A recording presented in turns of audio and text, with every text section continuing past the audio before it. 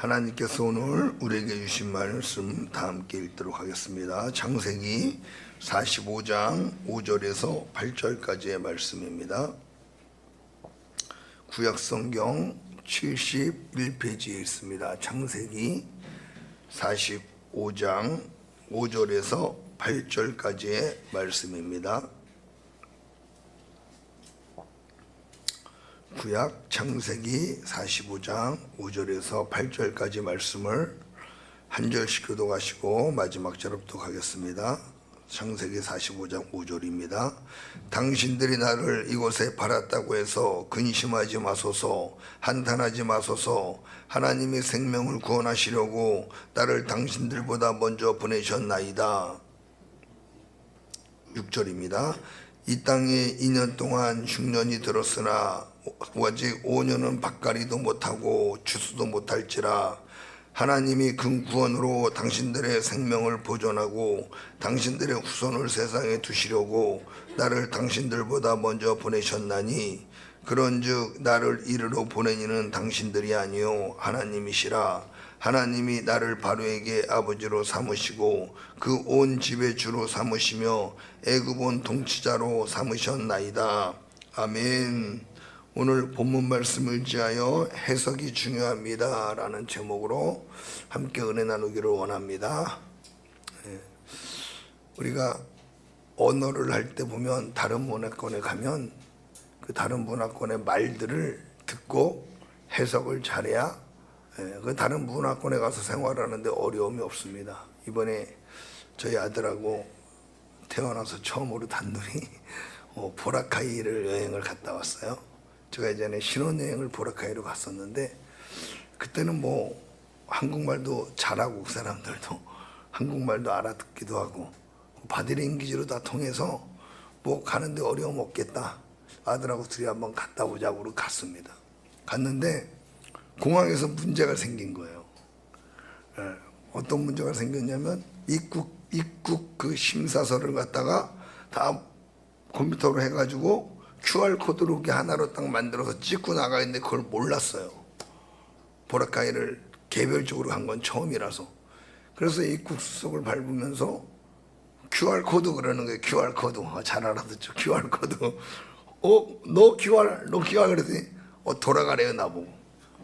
돌아갔더니 어떤 사람에게 이제 얘기를 하는데 이게 막 전혀 생활 영어가 아니다 보니까 못 알아듣는 거예요.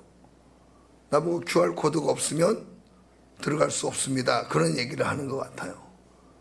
그래가지고 번역기를 얼른 밥하고 번역기를 돌려가지고 막 이야기해서 그런 거 몰랐다. 어떻게 준비해야 되냐 그랬더니 막 이야기를 하는데 내 얘기를 했지만 그 사람들이 하는 얘기를 하나도 못 알아듣겠는 거예요.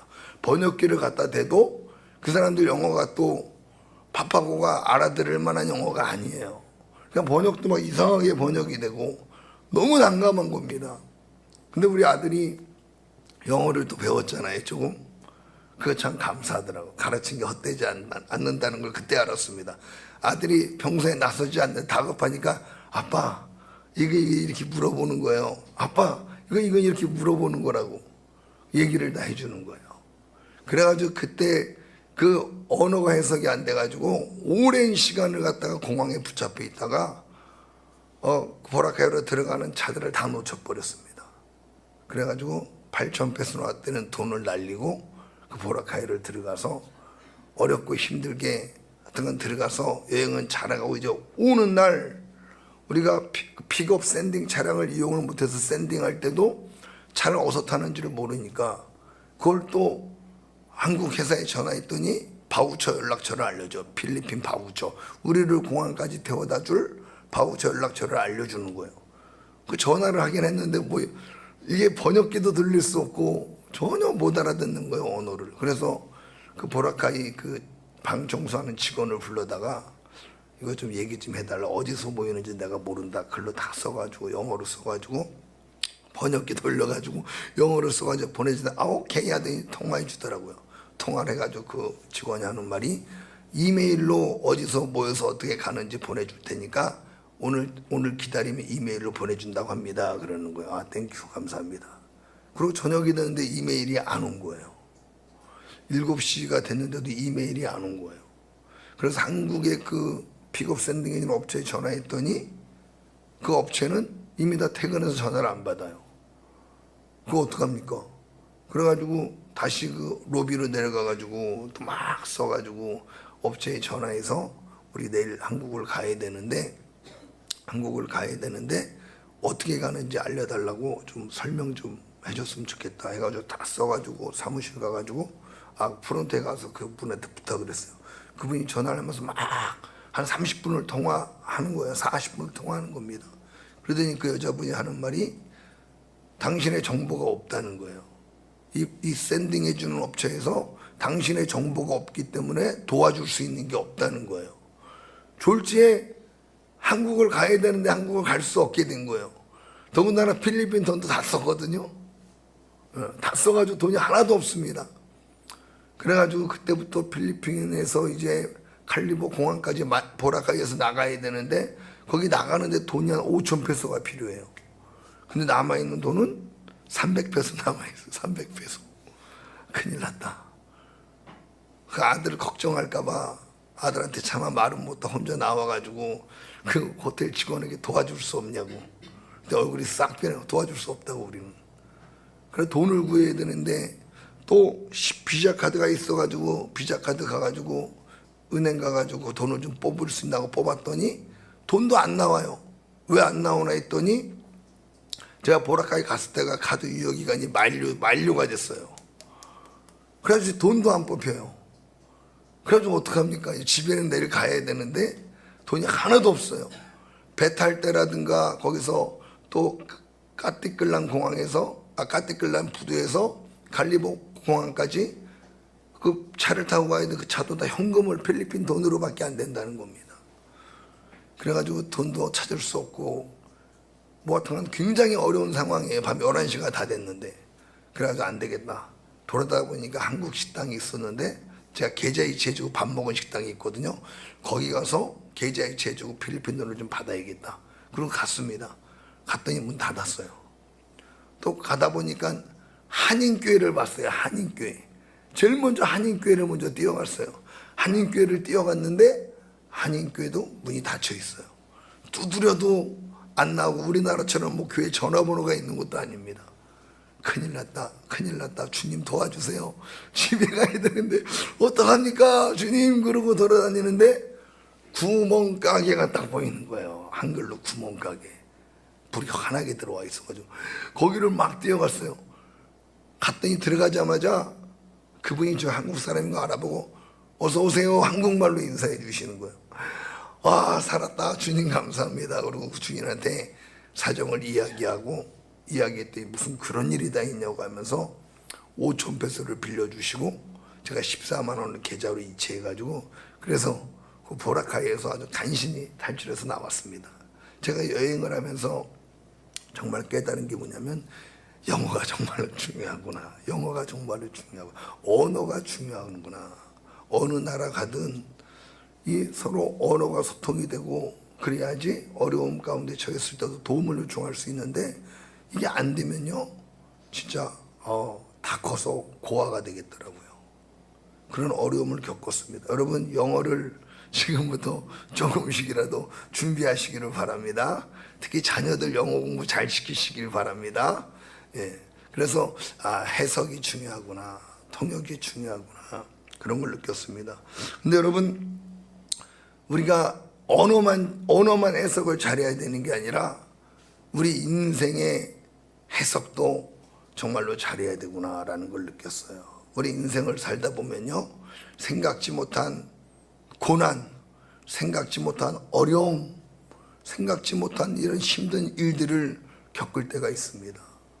그럴 때 나에게 그 힘든 일이 닥쳤을 때 그 힘들고 어려운 일들을 어떻게 우리가 해석하고 받아들이냐에 따라서 우리의 인생이 달라진다는 거예요.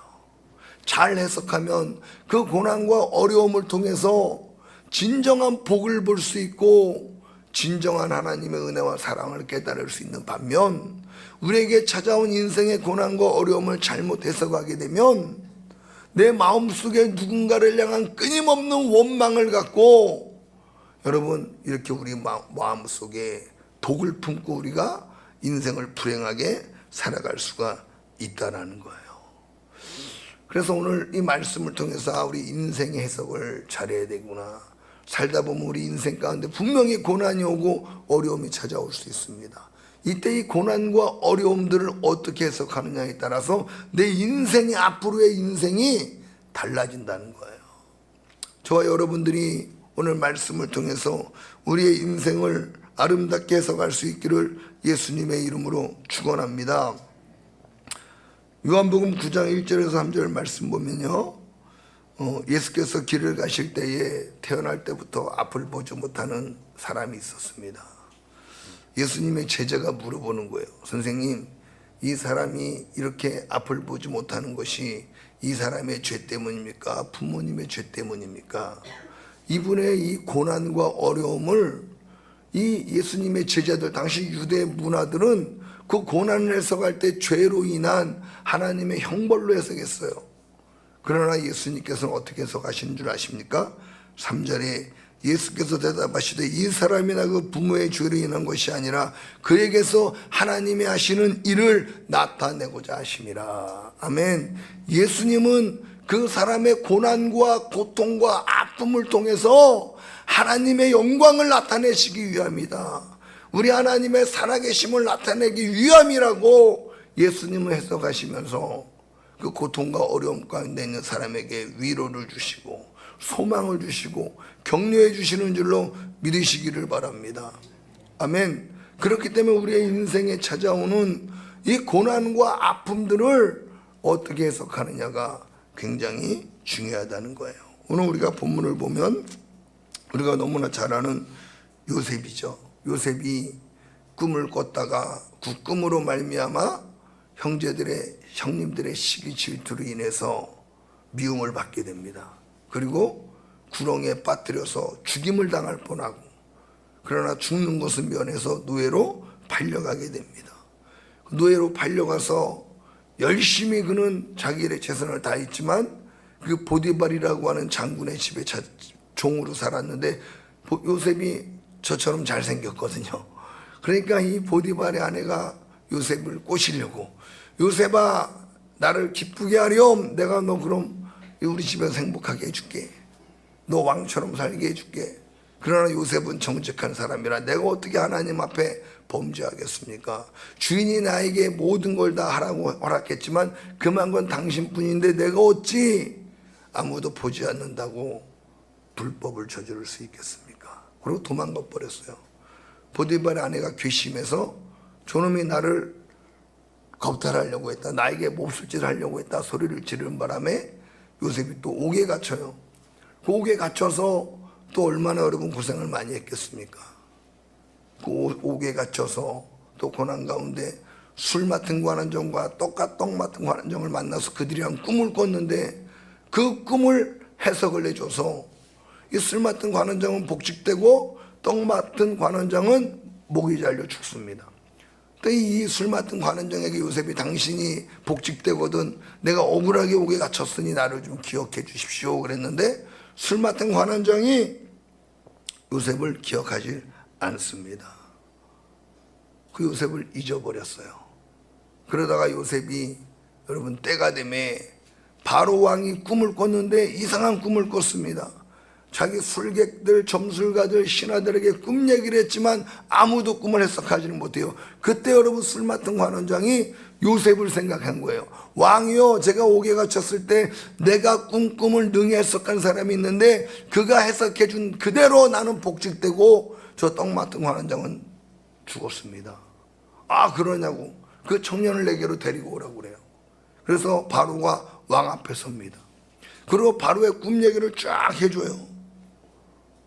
꿈 내용도 여러분 잘 아시죠? 너무나 잘 아는 이야기니까 모르면 함께 말씀을 볼까요?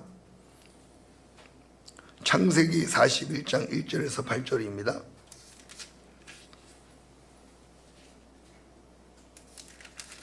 창세기 41장 1절에서 8절입니다.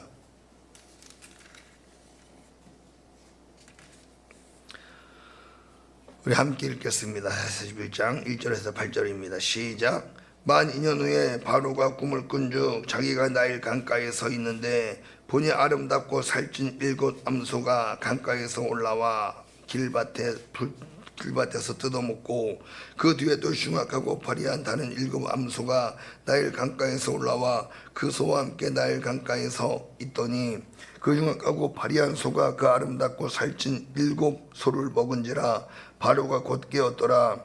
다시 잠이 들어 꿈을 꾸니 한 줄기에서 무성하고 충실한 7 이삭이 나오고 그 후에 또 가늘고 동풍에 마른 7 이삭이 나오더니 그 가는 7 이삭이 무성하고 충실한 7 이삭을 삼킨지라. 바로가 깬즉 꿈이라. 아침에 그의 마음이 번민하여 사람을 보내어 애굽의 점술가와 현인들을 모두 불러 그들에게 그의 꿈을 말하였으나 그것을 바로에게 해석하는 자가 없었더라. 꿈을 꿨는데 꿈이 예사로운 꿈이 아닙니다. 바로의 마음에 근심이 될 정도로 분명히 무슨 의미가 있는데 무슨 뜻인지를 모르겠는 거예요. 그때 신하들에게 얘기할 때 그 술 맡은 관원장이 요셉을 이야기를 하는 거예요. 요셉을 불렀습니다. 이 꿈이 무슨 꿈이냐? 우리나라에 이 꿈을 해석할 자가 아무도 없다. 요셉이 하나님의 지혜로 그 꿈을 해석합니다. 왕이요, 왕이 2번 꿈을 꿨다는 것은 반드시 이 일은 일어날 것입니다. 이 꿈의 내용을 들어보니 이 애굽과 온 나라의 이 땅 전역에 7년 동안 큰 풍년이 일어날 것입니다. 농사가 잘 될 겁니다. 그리고 그 이후에 7년 동안은 극심한 세상에 없었던 극심한 재앙이 임할 것인데 가뭄이 올 것입니다. 그러니까 바로가 그 이야기를 듣고 깜짝 놀라죠. 그럼 이 꿈을, 이 일을, 우리 때 앞으로 닥친 이 일들을 어떻게 하면 좋겠는가?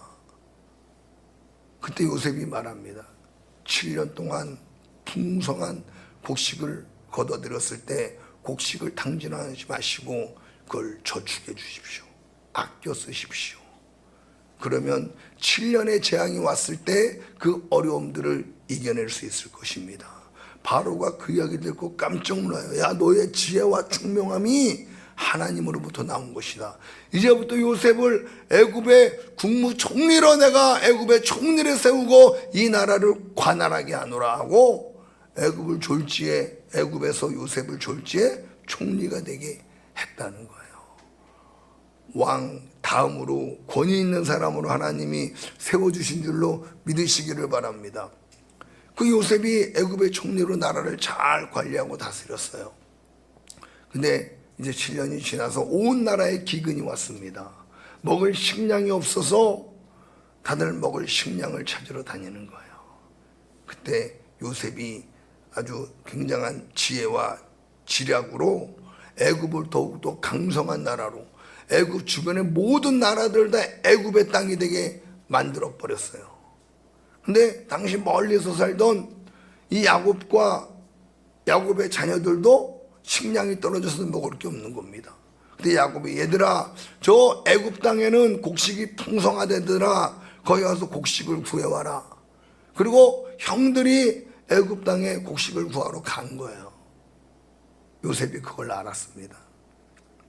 요셉이 얼마나 울었는지를 몰라. 형들이 왔다는 소식을 듣고 엄청 울었습니다.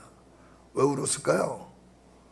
열받아서 울었겠죠. 나를 팔아먹은 저 못된 형들 다 뒤졌어 이제 막 그러면서 요셉이 그랬을까요? 근데 그러지 않더라고요. 오늘 우리가 읽은 본문 말씀에 45장을 한번 볼까요? 우리가 읽은 본문 말씀에 요셉이 형들을 만나고 한 고백이에요. 45장 5절부터 8절까지 말씀, 5절에 한번 보세요. 형들은 자기가 죽이려고 그랬고 또 노예로 팔아버린 요셉을 만났으니 그 마음에 어떤 마음이 들었겠어요? 우린 다 이제 죽었다. 우리가 한 행동, 우리가 동생한테 그렇게 못된 짓을 했으니 동생이 우리를 살려주겠는가? 우린 다 죽었다. 그런 마음으로 벌벌 떨면서 요셉을 만나는 거예요. 근데 여러분, 요셉이 자기 인생의 고난을 어떻게 해석하는 줄 아십니까? 거기서 만약에 형들이 나를 팔았어, 형들이 나를 죽이려고 그랬어, 이 철천지 왼수 같은 놈들, 자기 인생의 고난을 형들 때문이라고 해석한다면 그 형들은 살아남았을까요? 죽었을까요? 다 죽었을 겁니다. 그리고 요셉의 아버지는 굉장히 괴로웠을 거고, 요셉도 역시 불행한 삶을 살았을 거예요. 근데 요셉이 자기 인생의 고난을 그렇게 해석하지 않아요. 5절에 보니까 당신들이 나를 이곳에 팔았다고 해서 근심하지 마소서, 한탄하지 마소서. 하나님이 생명을 구원하시려고 나를 당신들보다 먼저 보내셨나이다. 요셉이 뭐라고 해석합니까? 형님들이 한 거 아니에요. 하나님이 생명을 구원하시려고 나를 당신들보다 먼저 여기 보낸 겁니다. 또 7절에도 하나님이 큰 구원으로 당신들의 생명을 보존하고 당신들의 후손을 세상에 두시려고 나를 당신들보다 먼저 보내셨나이다. 하나님이 형님들의 생명을 보존하시고 형님들의 자녀들 후손들을 보존하시려고 나를 보내신 거지 형님들이 한 게 아닙니다. 우리 결론이 뭐예요? 8절에 그런즉 나를 이르러 보낸 이는 당신들이 아니요 하나님이십니다. 내가 이렇게 고생하고 옥에 갇히고 죽을 뻔한 처지 여러 번 놓였고, 아버지가 그립고 아버지가 보고 싶어서 외로워서 많이 울고 두려워서 울고 힘들어서 울고 그런 긴 고난의 세월을 보냈는데 그게 형님들이 한 게 아니라 하나님이 하신 거라고 그렇게 해석하는 거예요. 하나님이 해석하신 거라고. 할렐루야. 이게 요셉이 꿈만 해석을 잘한 게 아니라 자기의 인생의 해석도 요셉은 정말로 잘했기 때문에, 여러분 요셉이 하나님 앞에 존귀한 인물로 쓰임받았고 위대한 인물로 하나님께 쓰임받은 줄로 믿으시기를 바랍니다. 사랑하는 성도 여러분, 우리도 우리의 인생을 해석할 때요 하나님의 뜻 안에서 하나님의 사랑 안에서 해석하게 될 때 우리의 인생의 불행이 사라지게 되는 줄로 믿으시기를 바랍니다. 하나님은 우리 인생의 고난을 물론 허락하십니다. 때론 내가 원하지 않은 일도 하나님은 허락하십니다. 왜 그러실까요? 하나님이 하시려고 하는 계획이 있다라고 하는 거예요.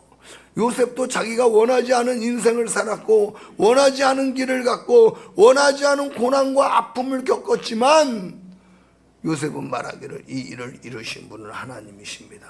하나님이 나를 통해서 하실 일이 있으셨습니다라고 바라보고 고난을 그렇게 해석했다라고 이야기하고 있는 거예요. 여러분, 하나님이 저와 여러분들을 살리시기 위해서 그 아들 예수님을 이 땅에 보내셨고 십자가에 죽게 하셨고 저와 여러분들을 자녀 삼아 구원해 주신 줄로 믿으시기를 바랍니다. 그럼 하나님은 우리를 고난 주시려고 우리를 구원하셨습니까? 우리를 고난 주려고 우리 괴롭히려고 하나님이 예수님을 이 땅에 보내셔서 십자가에 죽게 하셨을까요? 아니라는 거죠. 하나님은 우리를 너무나 사랑하셔서 저와 여러분들을 구원하시고 하나님 나라의 영광에 동참하게 하시기 위해서 택하시고 부르신 줄로 믿으시기를 바랍니다. 근데 어리석은 사람들은요 출애굽 시대의 이스라엘 백성들처럼 말해요. 그들은 어려움이 있을 때마다 하나님과 모세를 원망했어요. 하나님이 우리를 여기서 굶겨 죽이려고 애굽에서 우리를 데리고 나왔구나. 하나님이 우리를 목말라 죽게 하려고 우리를 애굽에서 건져내셨구나. 하나님은 우리를 저 이방 나라에서 개죽음 당하게 하려고 우리를 애굽에서 불러내셨구나. 홍해 앞에서도 하나님이 우리를 여기서 죽게 하려고 애굽에서 우리를 건져내셨구나. 애굽에 있을 때가 차라리 좋았다. 이렇게 여러분 원망하고 불평하더라는 거예요. 여러분, 우리 인생의 고난을 우리가 잘못 해석하게 되면 늘 원망하고 불평하게 되고 남 탓하게 되고 내 속에 여러분 독을 머금고 우리는 살다가 내 속에 있는 이 독으로 말미암아 우리는 스스로 자멸할 수밖에 없다라는 거예요. 하나님 안에서 고난을 바라볼 때, 하나님의 계획과 뜻 안에서 나에게 처한 고난을 바라볼 때 하나님의 놀라운 은혜와 사랑을 발견하게 되는 줄로 믿으시기를 바랍니다. 김효성 목사님이라고 하는 간증을 제가 여러 번 했었던 것 같은데, 김효성 목사님이라고 계십니다. 지금은 천국에 가셨는지 모르겠어요. 꽤 20년 전에 제가 들었던 간증인데, 그분은 독일에서 칼바르트에게 신학을 배웠던 그런 분이에요. 근데 독일 사람들이 그때 당시만 해도, 지금도 뭐 더하겠지만 하나님을 안 믿는데요. 신학은 열심히 공부하지만 하나님을 안 믿는데요.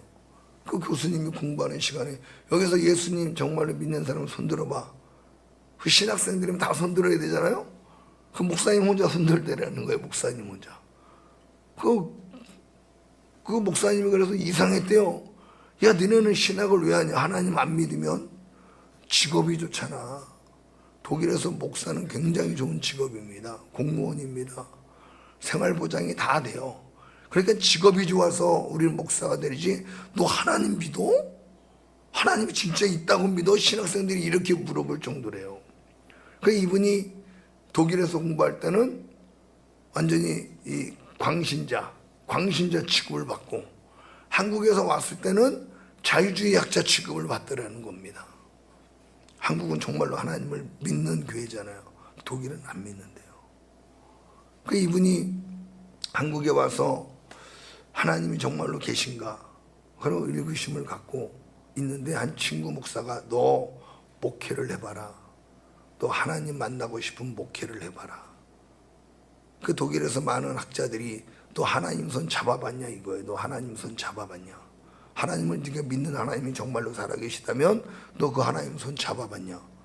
안 잡아봤거든요. 못 잡아봤다고. 그러니까 이렇게 이상한 사람 취급당했는데, 한국 목사한테 얘기를 했더니 한국에서 목회를 해봐라.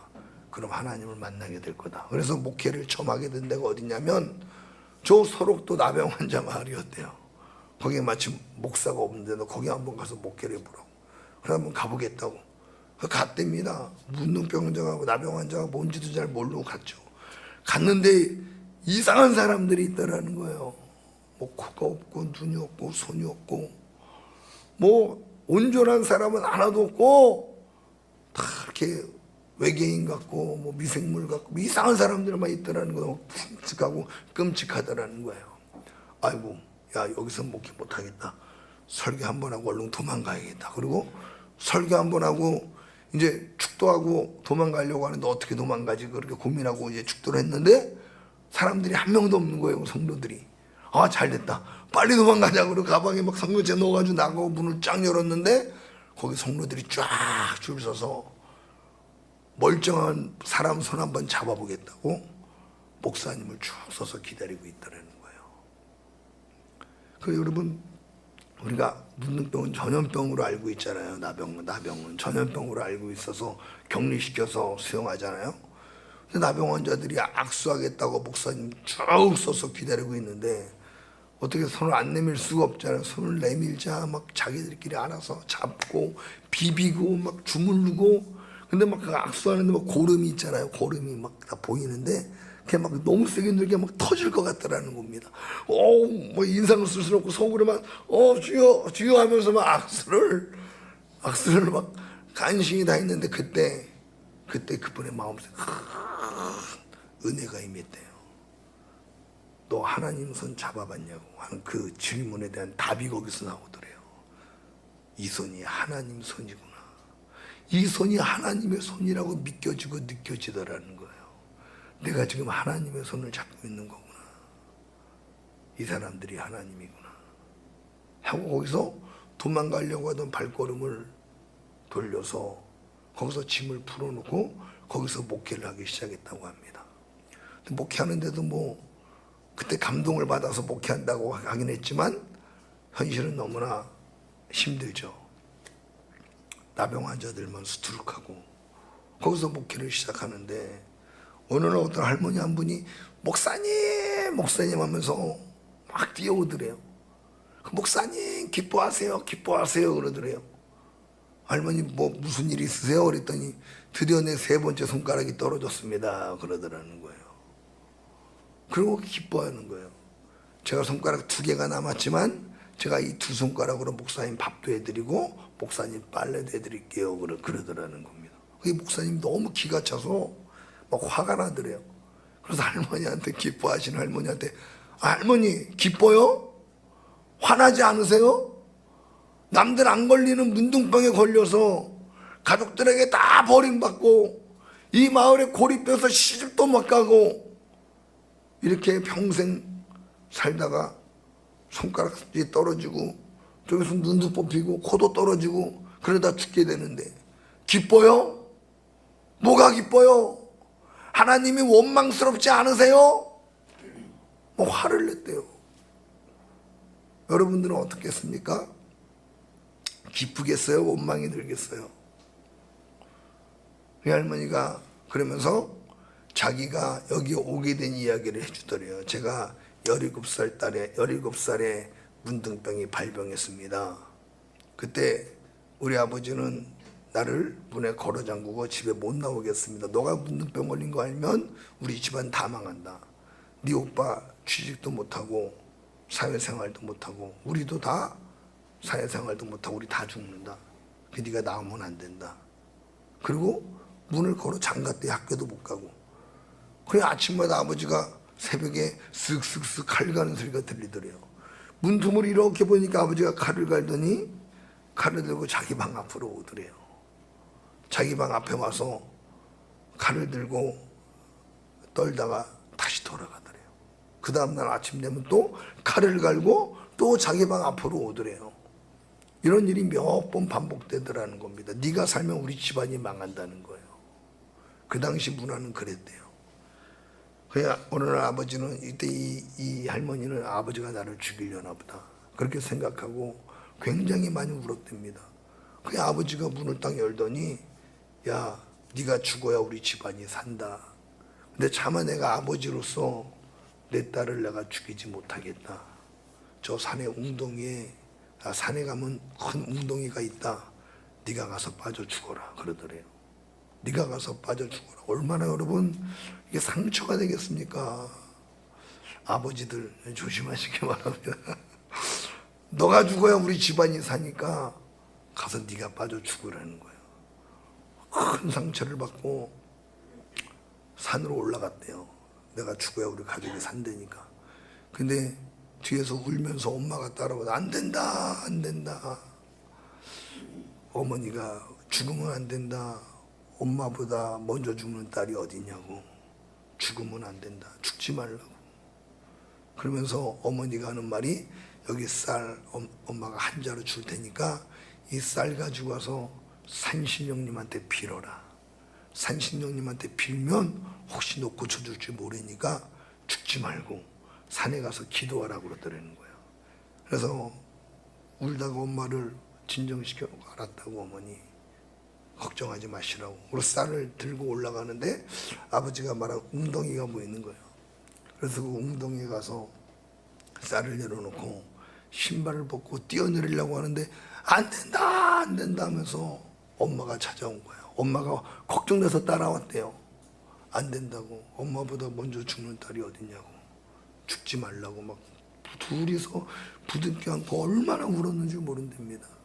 그리고 엄마가 죽지 말아라. 너 같은 병에 걸린 사람들만 모여 사는 마을이 있다고 하는데 거기 가서 살아라. 거기서 살다가 치유가 되면 또 혹시 나으면 그때 엄마랑 아빠랑 다시 만나서 같이 살자. 그때 엄마가 너 시집도 보내주고 이쁜 옷도 사줄 테니까 죽지 말고 살아만 있어 달라고 그렇게 애원을 해가지고 죽지 않고 그래서 17살에 처음 설옥도라고 하는 마을에 왔다라는 거예요. 너무 무서웠대요. 그 목사님도 가서 보고 처음 그 사람들 모습 보고 놀라가지고 막 당황했는데 그 어린 소녀가 갔는데 막 코가 떨어지고 눈알이 빠져 있고 손가락이 떨어져 있고 다리가 떨어져 있고 이런 사람들만 모여 사는 마을에 갔으니 얼마나 무섭겠습니까? 매일을 울었답니다. 매일을 울었대요. 엄마를 원망하기도 하고 아빠를 원망하기도 하고 세상을 원망하며 그렇게 살았다고 합니다. 심지어 죽으려고 몇 번을 생각했대요. 몇 번을. 그런데 이 할머니가 말하기를, 내가 근데 이곳에 와서 목사님 예수님을 만났습니다. 예수님을 알게 됐고 하나님의 사랑을 알게 됐습니다. 내가 문둥병에 걸리지 않았더라면 난 예수님을 만나지 못했을 것입니다. 그러나 내가 문둥병에 걸려서 이 마을에 와서 예수님을 알게 됐고 천국을 알게 됐습니다.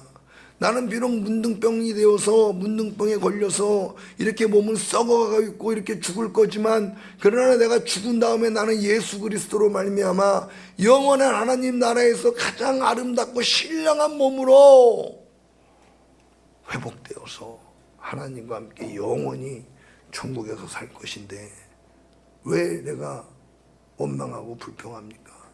감사하죠. 오히려 진짜 불쌍한 건 우리 아버지, 우리 어머니, 우리 형제들, 예수님 모르고 그렇게 살다가 죽은 우리 형제들이, 우리 부모님들이 더 불쌍한 사람입니다. 이렇게 이야기를 하더라는 겁니다. 그 선교사님이 그 이야기를 하시면서, 여러분 믿음이 뭔 줄 아십니까? 그러더라고요. 이게 진짜 믿음입니다. 진짜 믿음은 이겁니다 하면서 이렇게 설교하시는 내용들을 들은 적이 있어요. 여러분 그렇습니다. 우리가 하나님 안에, 예수 그리스도 안에 있으면 여러분 우리의 인생에 찾아오는 고난과 아픔들을 우리는 올바로 해석할 수 있게 되는 줄로 믿으시기를 바랍니다. 아멘. 하나님이 저와 여러분들을 얼마나 사랑하실까요? 얼마나 사랑하시겠습니까? 말로 표현할 수 없습니다. 어떤 것으로도 하나님의 사랑을 측량할 수가 없습니다. 아들을 죽이면서까지 우리를 사랑하셨어요. 그 사랑이 어떤 사랑인 줄 아십니까? 제가 예전에도 한번 얘기했지만, 내 아들 죽이면서 내가 내 아들을 죽이면서 살릴 수 있는 사람이 있을까요? 내 아들을 죽여가면서 내 아들의 심장을 빼서 이식하면 한 사람이 살 수 있대요. 그럼 내가 내 아들 심장 빼가지고 다른 사람 살릴 수 있을까요? 못해요. 어떻게 내 아들을 죽여서 다른 사람을 살려요? 말도 안 되죠. 내 아들을 죽여서 다른 사람을 살릴 수 있을 정도면 그 사람은 아들보다 내가 더 사랑하는 사람일 때 그게 가능해요. 나는 우리 아들보다 더 사랑하는 사람 없어요. 우리 아들을 왜 내 심장을 좀 띄워줬지, 아들을 죽여서 아들 심장을 빼서 다른 사람을 살릴 수 없습니다. 근데 하나님은요, 아들을 죽이셨어요.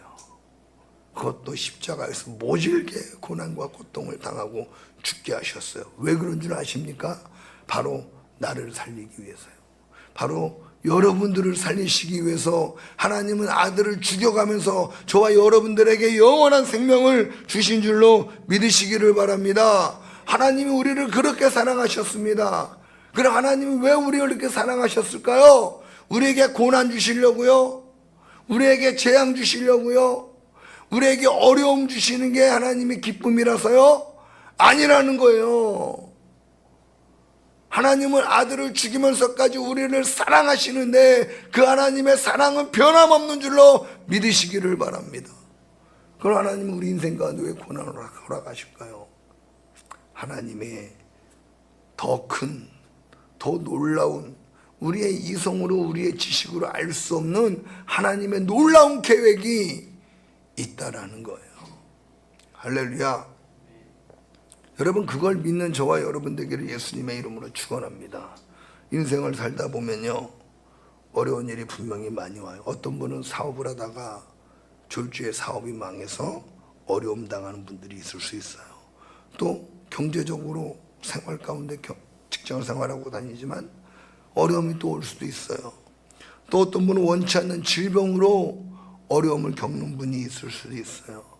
어떤 분들은 가정 문제로, 또 자녀 문제로 고통과 어려움이 찾아올 수 있다라는 거예요.